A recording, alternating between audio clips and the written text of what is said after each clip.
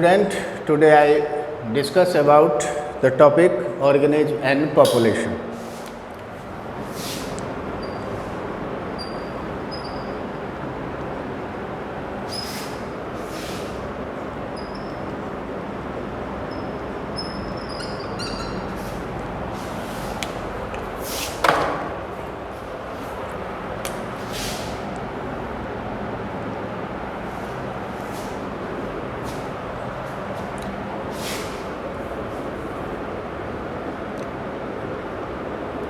Ecosystem किसको या ecology किसको कहेंगे?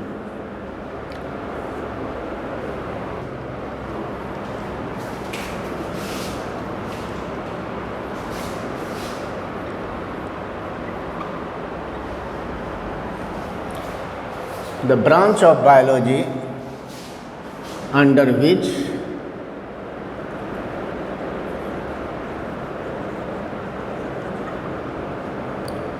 we study interaction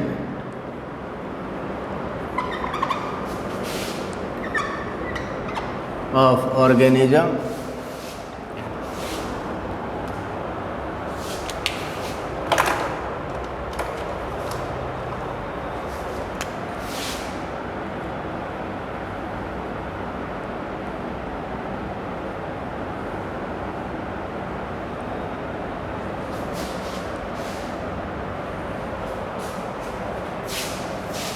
or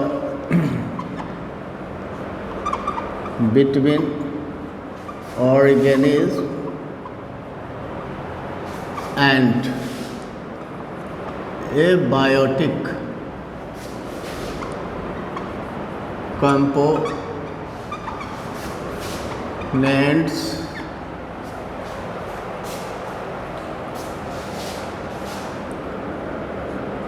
is called ecology.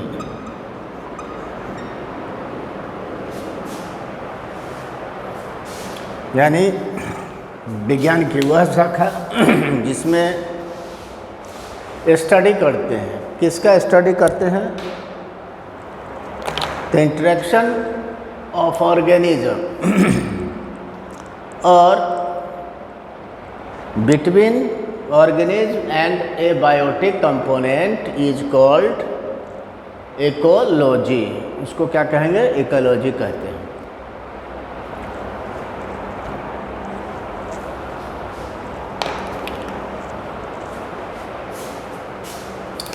Organism किसको कहोगे?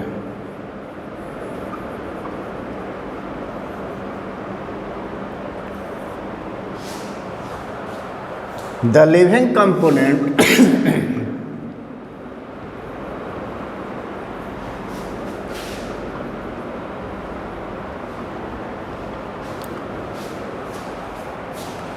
of environment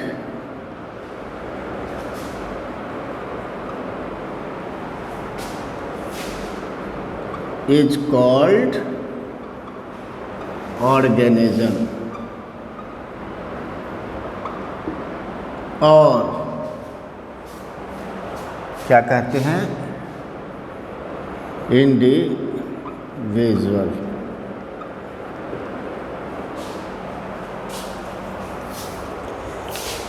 that means organism किस चीज़ को इंडिकेट कर रहा है? Living component of environment. Living component, environment का लिविंग कंपोनेंट जो है उसको लिविंग कंपोनेंट ऑफ इन्वायरमेंट को हम क्या कहते हैं? ऑर्गेनिज्म। और ऑर्गेनिज्म को ही इंडिविजुअल भी कहते हैं। तो इकोसिस्टम को देख लिए, ऑर्गेनिज्म टर्म क्लियर हो गया। एज फॉर एग्जाम्पल, इन्वायरमेंट में एक single individual, as for example a cat, a single cat, elephant, duck, tiger, human being, a single individual जो है लिविंग कंपोनेंट ऑफ इन्वायरमेंट कहलाता है, जिसको हम ऑर्गेनिज्म या इंडिविजुअल कहते हैं। नाउ द टर्म पॉपुलेशन किसको कहोगे? तो किसी पार्टिकुलर ज्योग्राफिकल एरिया में किसी गिवन टाइम में जितना नंबर ऑफ इंडिविजुअल किसी स्पेसीज का होता है उसको हम क्या कहेंगे? Population of the species. तो how we can explain population?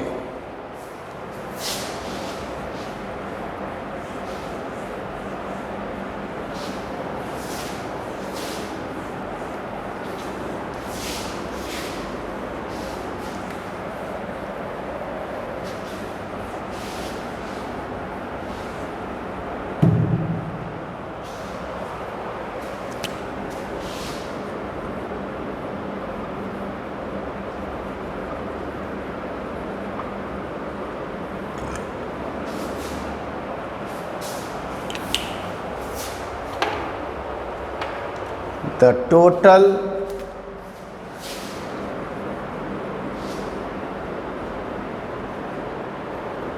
sum of individual, the total sum of the individual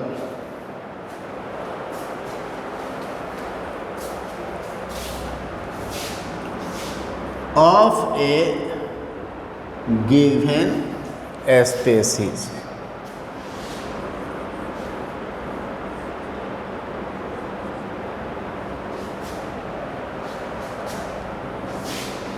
in a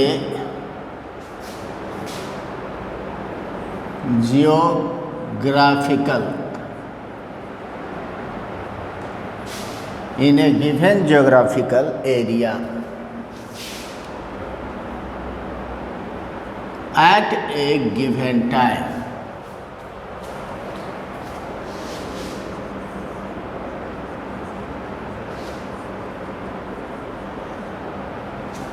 is called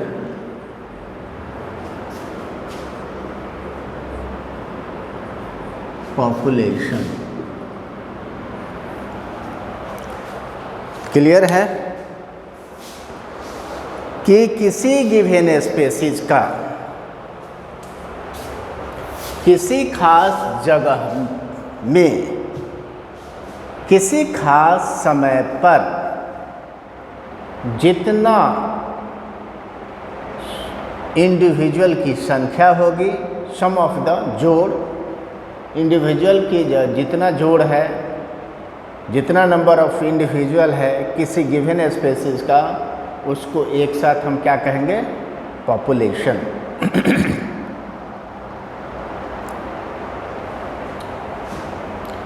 जैसे population of human of A Muzaffarpur of 2010, जैसे ही ईयर चेंज होगा population of the human that get changed. तो जगह को भी clear करना है, समय को क्लियर करना है, और किसी खास जगह में कितना सम ऑफ द इंडिविजुअल है, that is called population.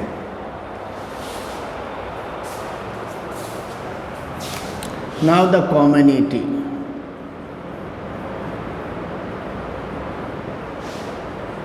Community किसको कहोगे?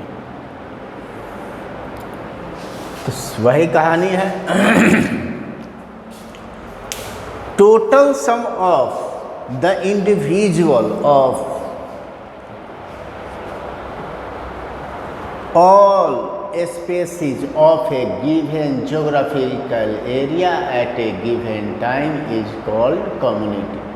यानी किसी पार्टिकुलर हैबिटेट में किसी खास समय में वहाँ पर उपस्थित जितने भी स्पेसीज हैं उन सारे स्पेसीज के इंडिविजुअल के सम को हम कम्युनिटी कहते हैं। तो लिख सकते हैं the total sum of individual of different species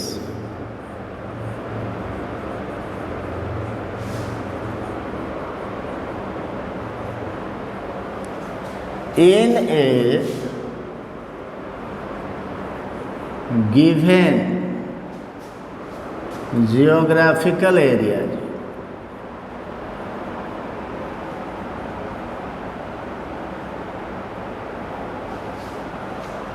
at a given time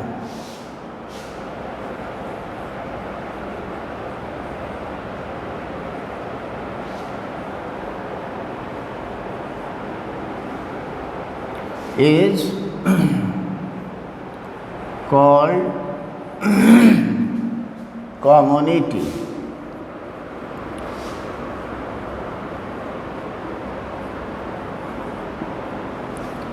क्या कर रहा है? कम्युनिटी किसको कहा गया? The total sum of individual of different species in A given geographical area at A given time is called community. तो किसी भी हैबिटेट में किसी खास जगह पर कह सकते हो कि जितने भी स्पेसीज है वहाँ उन सारे स्पेसीज के इंडिविजुअल के जोड़ को sum of the total individual of different species is called community. For example अगर हम बात करें एक खास शहर की बात कर ले, फॉर एग्जाम्पल गया को मानते, गया बहुत बड़ा शहर है, तो गया में कुत्तों की संख्या कितना है प्लस गायों की संख्या क्या है प्लस आदमी की संख्या क्या है प्लस बकरियों की संख्या क्या है प्लस गधों की संख्या क्या है, इन सारे डिफरेंट स्पेसीज के टोटल इंडिविजुअल को जोड़कर अगर बात करें किसी खास पार्टिकुलर टाइम के साथ में तो उसको हम कम्युनिटी कहेंगे।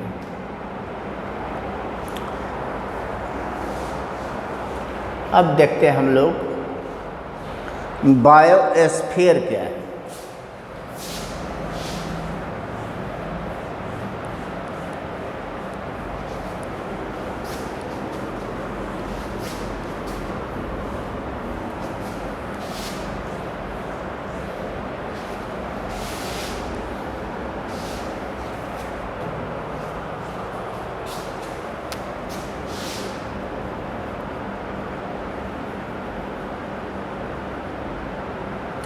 बायोस्फीयर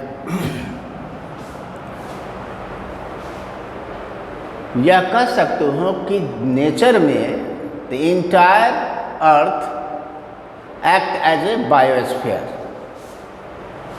और जहाँ पर living organism biotic and abiotic survival condition जिस जगह पर है तो उसको हम इकोलॉजी कहते हैं, इकोसिस्टम। तो टेरेस्ट्रियल इकोसिस्टम यानी लैंड पर एग्जिस्ट होने वाले इकोसिस्टम को टेरेस्ट्रियल, एरियल इकोसिस्टम वायु हवा में मिलने वाले जो पारिस्थितिकी तंत्र जो डेवलप हुआ उसको हम कहेंगे aerial ecosystem. And aquatic ecosystem, इन तीनों को एक साथ हम क्या कहेंगे? बायोस्फीयर। यानी इस अर्थ पर जितने भी टेरेस्ट्रियल इकोसिस्टम हो, एक्वेटिक इकोसिस्टम हो, एरियल इकोसिस्टम हो, इस सब को एक साथ मिला करके बायोस्फीयर कहा गया।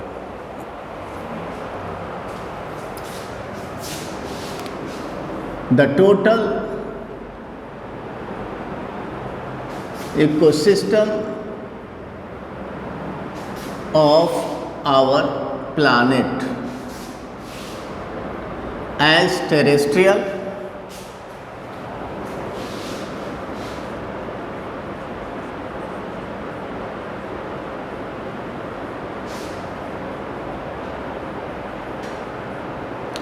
terrestrial ecosystem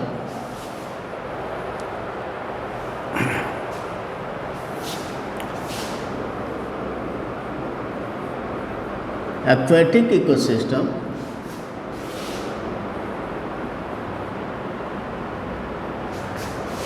and इसे को हाइड्रोस्फीयर कह सकते हो, लिथोस्फीयर कह सकते हो एंड एटमॉस्फेयर कह सकते हो। इसी को लिथोस्फीयर, एक्वेटिक को हाइड्रोस्फीयर एंड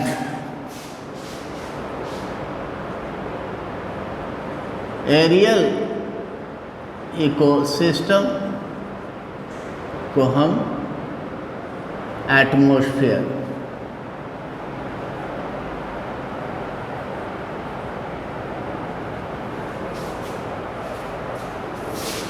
Together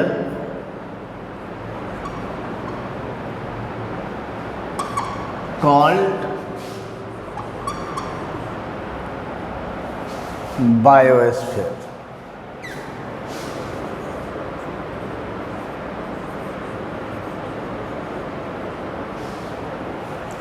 एक साथ क्या कहोगे? बायोस्फीयर। तो our planet is a biosphere. तो इस तरह हम कह सकते हैं कि earth is a big biosphere. Thus, our planet, that means Earth, is a biosphere.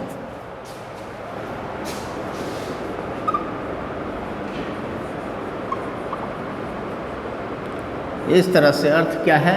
तो biosphere. But for the study purpose,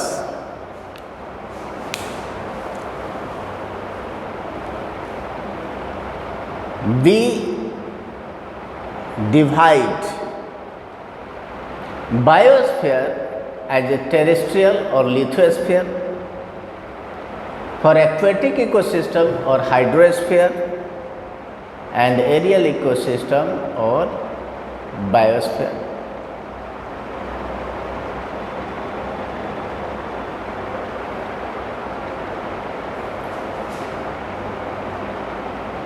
sorry, atmosphere. तीनों को मिलाकर बायोस्फीयर कहेंगे।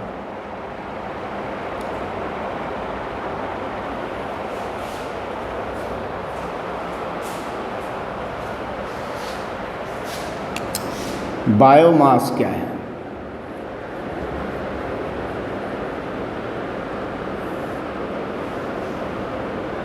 बायो का मतलब लिविंग और मास का मतलब material. The living component or material of an ecosystem at a given geographical area at a given time is called biomass. The total amount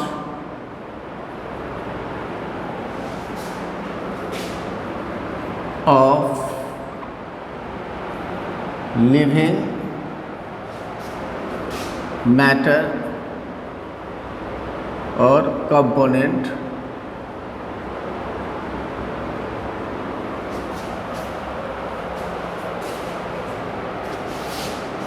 of environment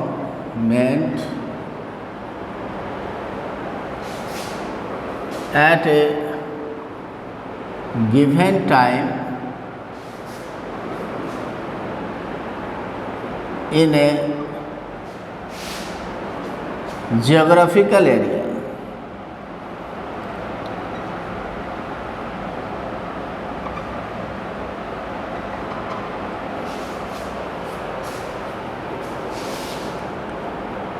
is called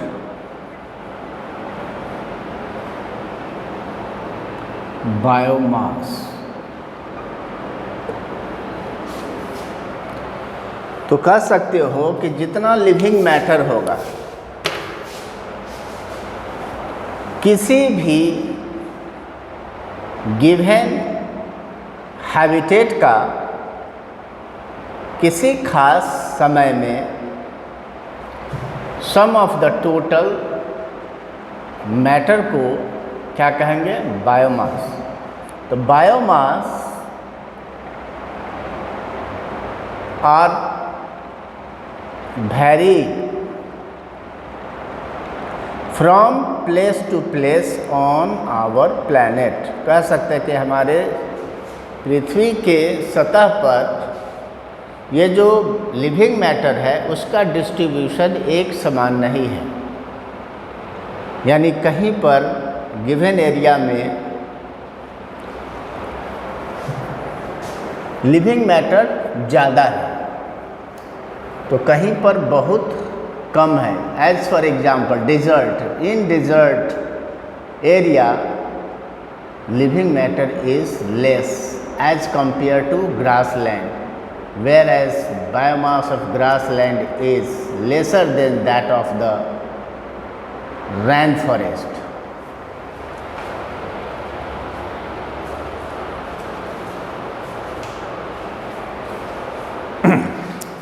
तो biomass का distribution हमारे earth surface पर क्या है? एक जैसा नहीं है।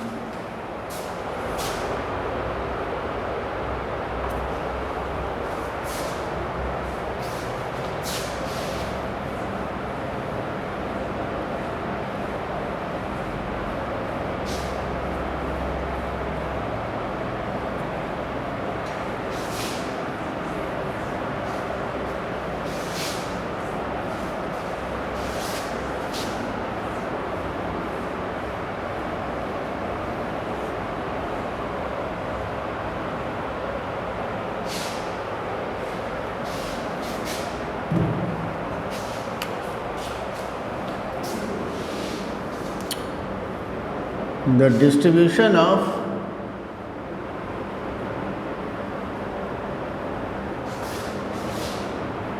biomass on our planet is not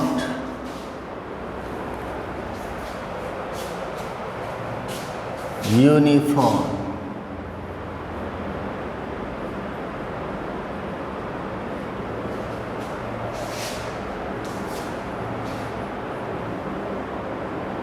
It varies from place to place।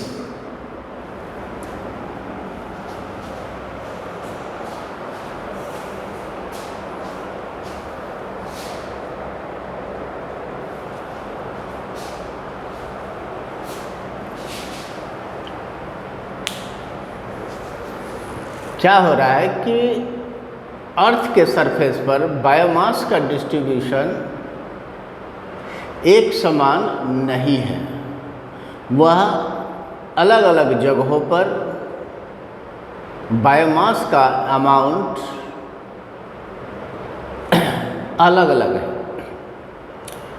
It means there is some factor,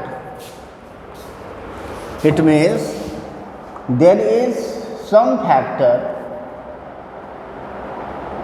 which are responsible for precipitation of the biomass.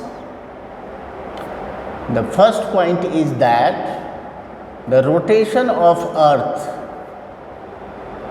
around the sun, rotation of earth around sun, and second point is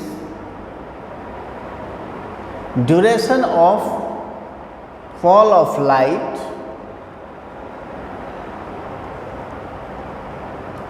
and next temperature.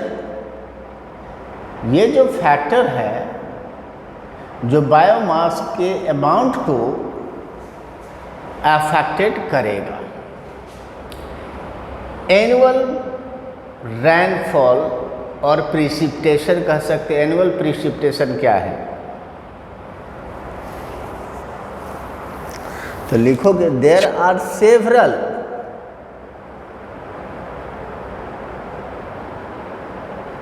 Factors which are responsible for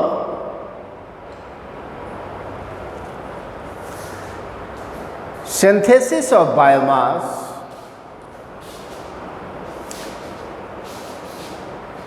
is the first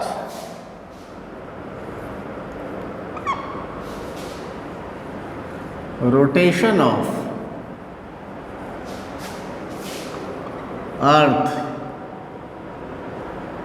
around sun,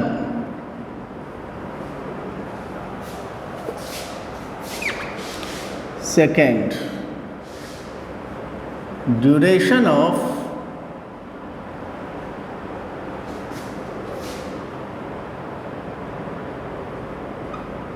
sunlight, क्या है, duration of sunlight, कितने समय तक प्रकाश पड़ता है, इसी को कह सकते हो that is photosynthesis. Fall on plant that is photosynthesis.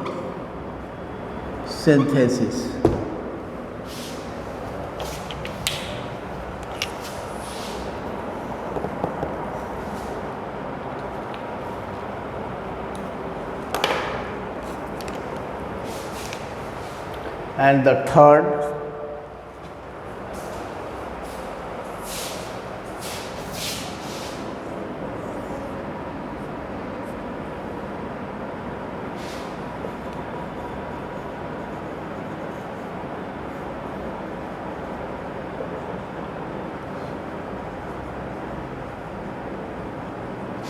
annual precipitation, that is रैनफॉल। ये सब कुछ फैक्टर है जो बायोमास के सिंथेसिस, उसके डिस्ट्रीब्यूशन को अफेक्टेड करेगा।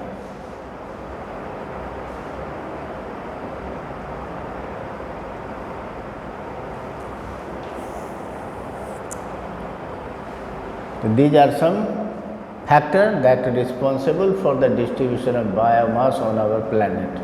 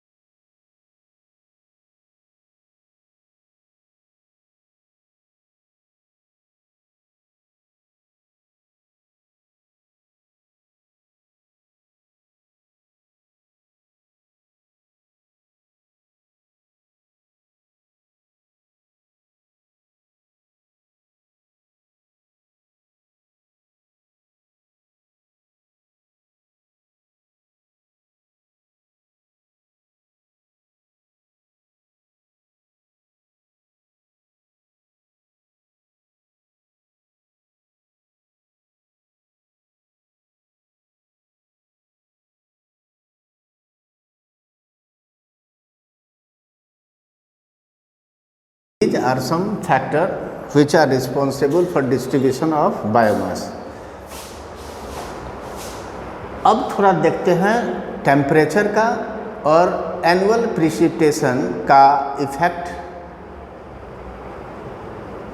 बायोमास के डिस्ट्रीब्यूशन पर ग्राफिकली इसको देखा जाए तो कैसा होगा।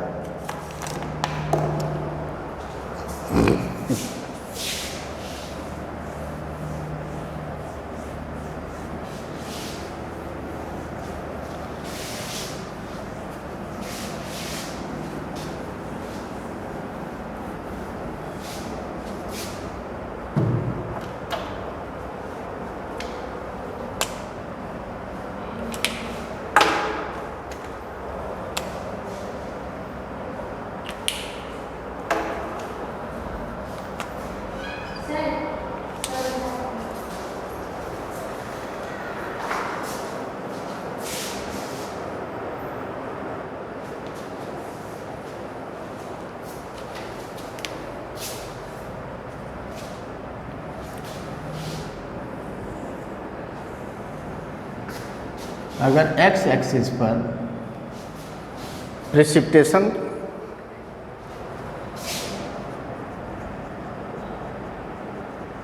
एनुअल प्रेसिपिटेशन सेंटीमीटर में और वाई एक्सिस पर टेम्परेचर रखते हैं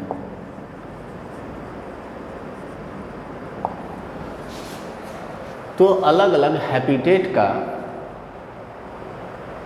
बायोमास का डिस्ट्रीब्यूशन कैसा ग्राफ रिप्रेजेंट करेगा। तो अगर ट्रॉपिकल रीजन को देखा जाए तो इसका ग्राफ कुछ कैसा मिलेगा। टेम्परेचर जनरली इसको हम डिवाइड कर देते हैं निगेटिव, यहाँ से 15 डिग्री सेंटीग्रेड, इसके बाद ले लो 10 5 का इंटरवल लेके चलते हैं, 5 10 negative 5 then 0 then 5 degree then 10 15 20 25 30 35 40, ये हो गया डिग्री सेंटीग्रेड में,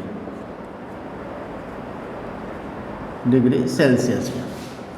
और ये एनुअल है रेनफॉल 50 सेंटीमीटर, 50 100 150 200 250 300 3.5 4 5 150 2 2.5 3 300 कितना 350 4 450, ये सब एनुअल मास प्रेसिपिटेशन किस में हो गया तो सेंटीमीटर में।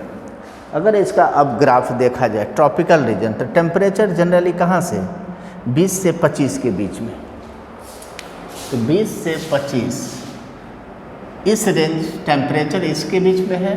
और एनुअल मास प्रेसिपिटेशन जो ग्राफ बता रहा है बुक में लगभग 150 से लेकर के 450 के ऊपर नीचे, तो 150 यहाँ से और इसके बीच में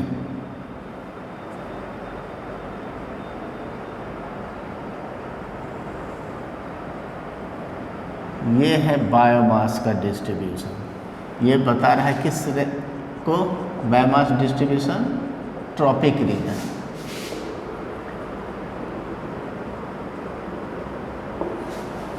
अब देखते हैं ग्रासलैंड।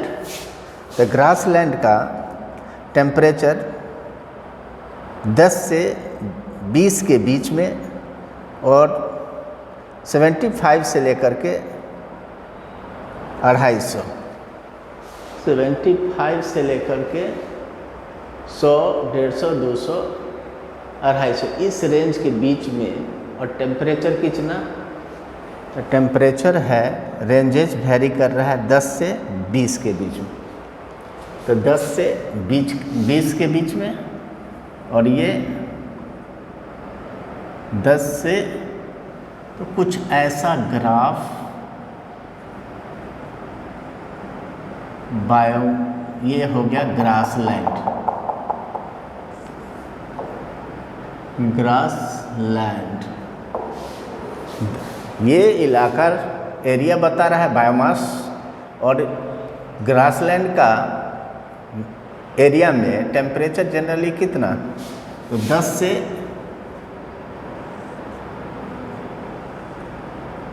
20 के 22 डिग्री के अप्रॉक्स, और एनुअल मास प्रेसिपिटेशन 75 से लेकर के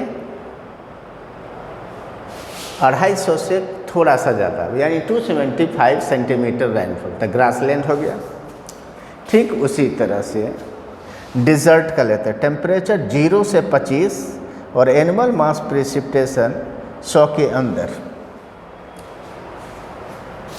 0 से 25 और 0 से 25 यहाँ और 100 के अंदर, ये हो गया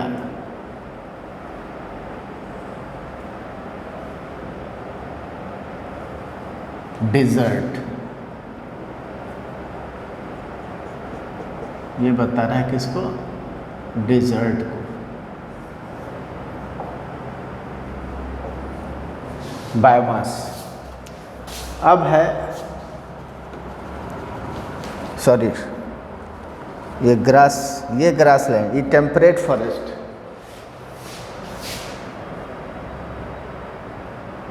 डिज़र्ट ये नहीं, ये टेम्परेट हो गया, रीजन को बता रहा है, ये ग्रासलैंड को बता रहा है। डिज़र्ट का 5 से लेकर के 22 के बीच टेम्परेचर और 50 से कम, 5 से 20 22 ये, और ये जो बता रहा है डिज़र्ट को, और 50 इसका एनुअल मास प्रेसिपिटेशन कितना है, 50 सेंटीमीटर, यानी बारिश जो हो रहा है वह 50 सेंटीमीटर से भी कम है। Desert. Next conifers, temperature vary करेगा 0 से लेकर के 15 और 250 और 50 के बीच, 0 से 10 से थोड़ा ऊपर,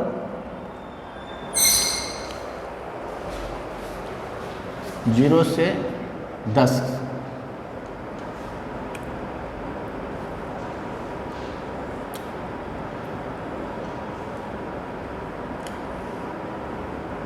ये हो गया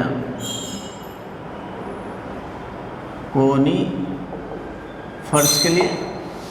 और लास्ट है आर्कटिक रीजन, जो नेगेटिव 0 से -10 और 125 से लेकर के 125, 10 से 0, 10 से 0,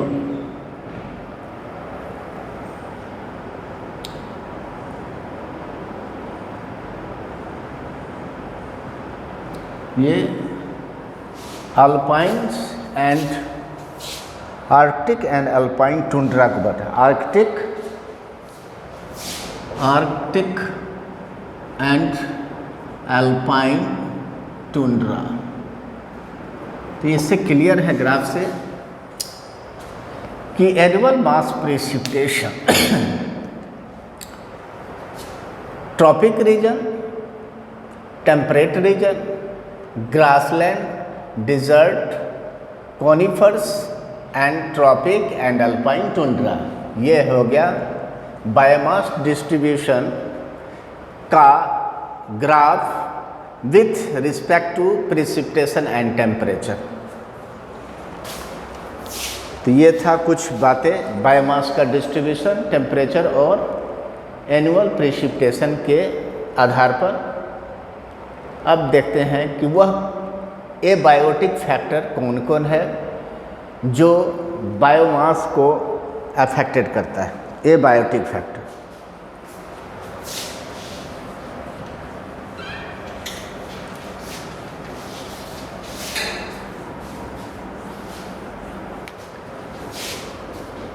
abiotic factors that affected biomass synthesis।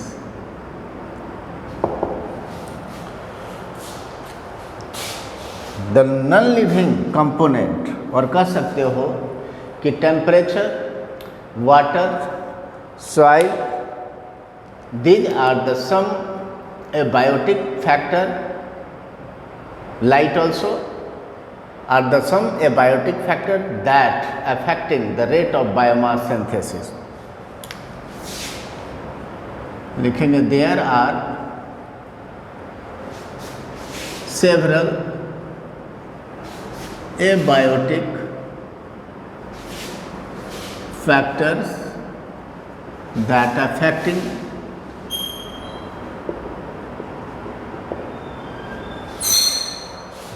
biomass synthesis and their distribution as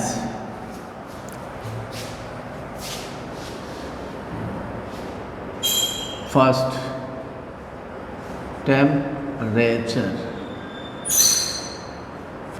temperature,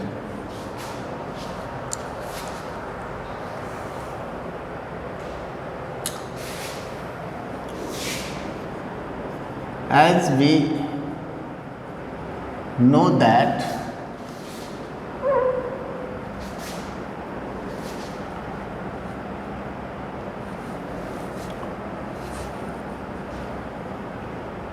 enzymatic action is directly influenced by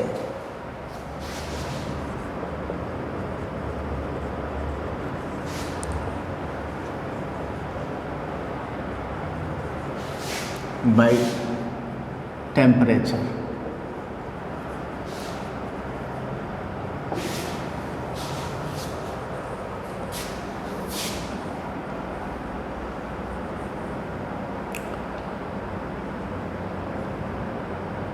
As we move, कहाँ से? The tropic to polar region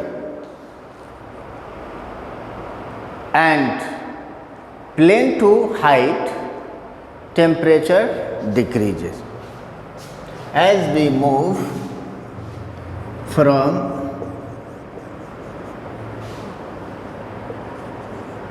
equator to pole and from plain to mountain or height,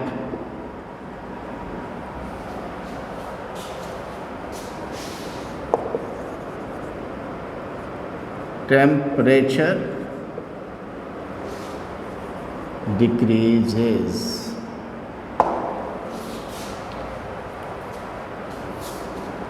कह सकते हो 10 biomass distribution decreases from equator to pole and from plain to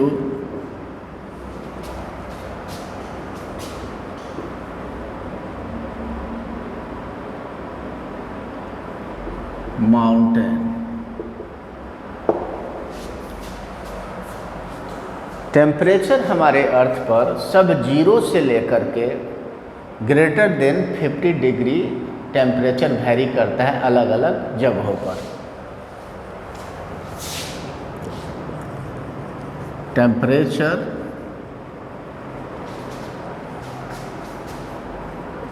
varies from sub zero मतलब negative to greater than 50 degree Celsius.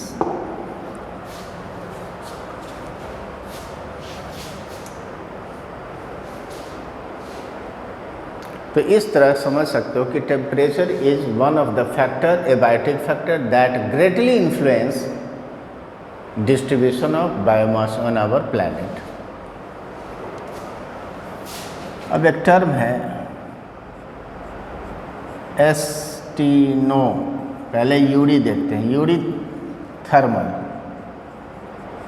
Yuri thermal किसको कहेंगे? तो organism that tolerate wide range of temperature is called eurythermal. That means the organism that survive wide range of temperature, that means 10 degree to 40 degree, 35 degree, यानी 25, 20, कम से कम at least 10 भी wide range of temperature tolerating capacity हो, तो इस तरह के ऑर्गेनिज्म को यूरीथर्मल कहते हैं। Organism that tolerate wide range of क्या चीज? टेम्परेचर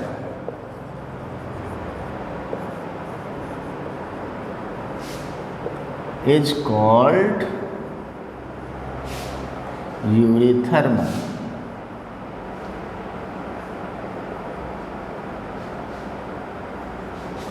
एग्जाम्पल में देख सकते हो कैमल को, तो camel that can survive up to easy to survive कह सकते हैं 10 डिग्री से लेकर के 45 डिग्री तक रेंज सर्वाइव कर सकता है।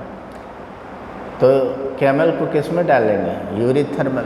Mammal, human being that can tolerate easy to 15 to 35 degree, 10 पर भी सर्वाइव आसानी से कर लेता है 12 डिग्री।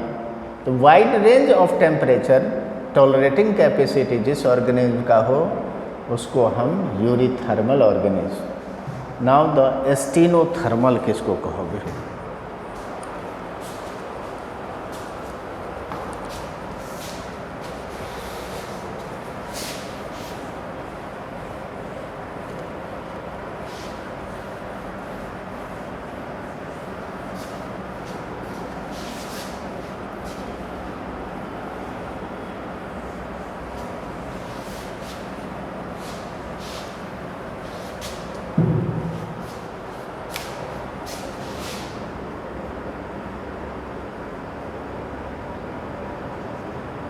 तो ऑर्गेनिज्म दैट टॉलरेट क्या चीज़? Narrow range of temperature. इसी को यही लिख दो, ऑर्गेनिज्म दैट टॉलरेट, वाइड के जगह narrow range of temperature is called एस्टिनोथर्मल। तो एग्जाम्पल में पोलर बियर,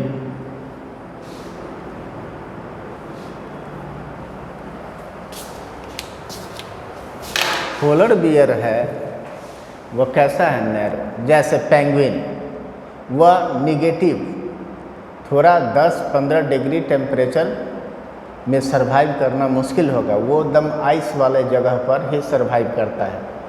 यानी नैरो रेंज में जो ऑर्गेनिज्म टॉलरेट करे उसको हम एस्टिनोथर्मल कहते हैं। Now the another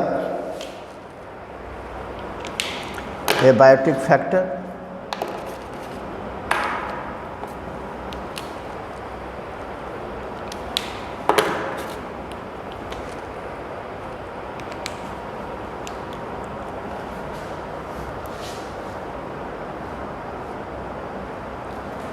that is water.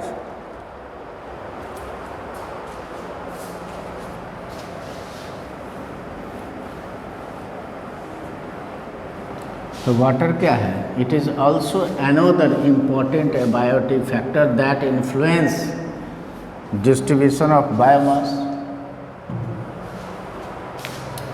And the B is the water. It is another important abiotic factor that influenced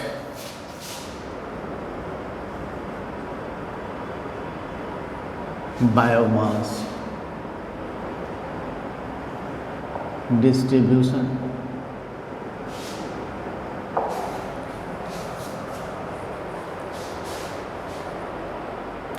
Slightly change in the pH value of water, particularly aquatic plant,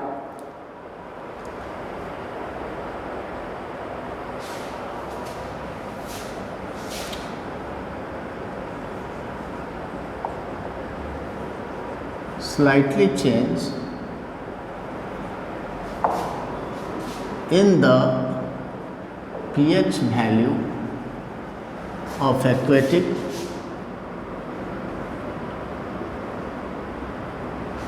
medium greatly influence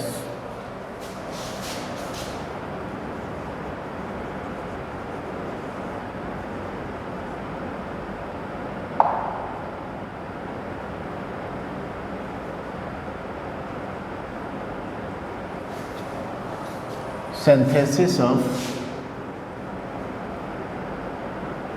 biomass.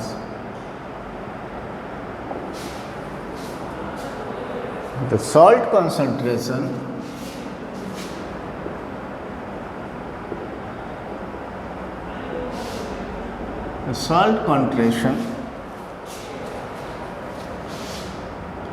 of water, that is salinity, measured in terms of per part thousand, per part thousand.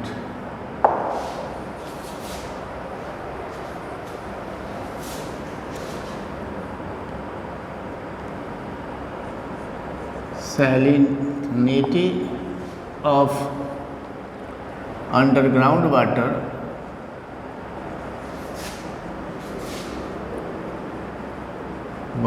is 5%. Salinity of sea water is कितना हो सकता है? 30 से 35, 30 to 35%. And salinity of some lagoon is greater than 100%.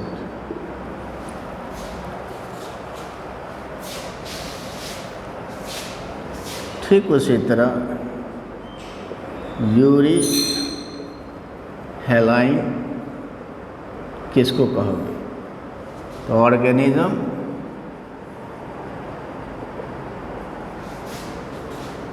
that tolerate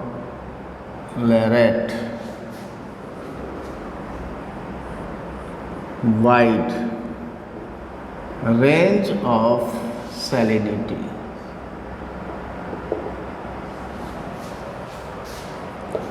is called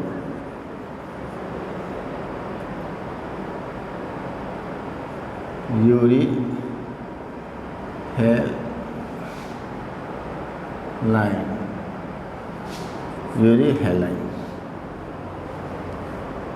देखिए क्या है, यूरीहेलाइन, एस्टिनोहेलाइन।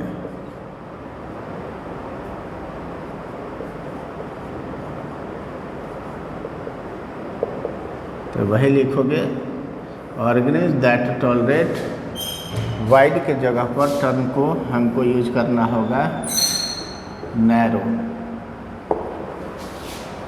तो इससे क्लियर है, टर्म है यूरीहेलाइन किसको कहोगे?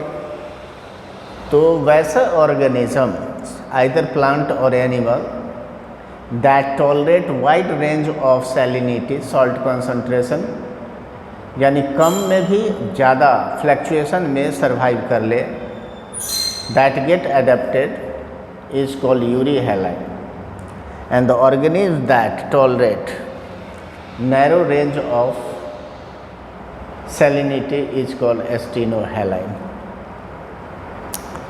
ये था दूसरा फैक्टर। उसी तरह in the next video we that discuss about C point as a light and next point as a soil। Next video में हम लोग देखेंगे C light, how that can, and the soil composition also that influence distribution of biomass on our planet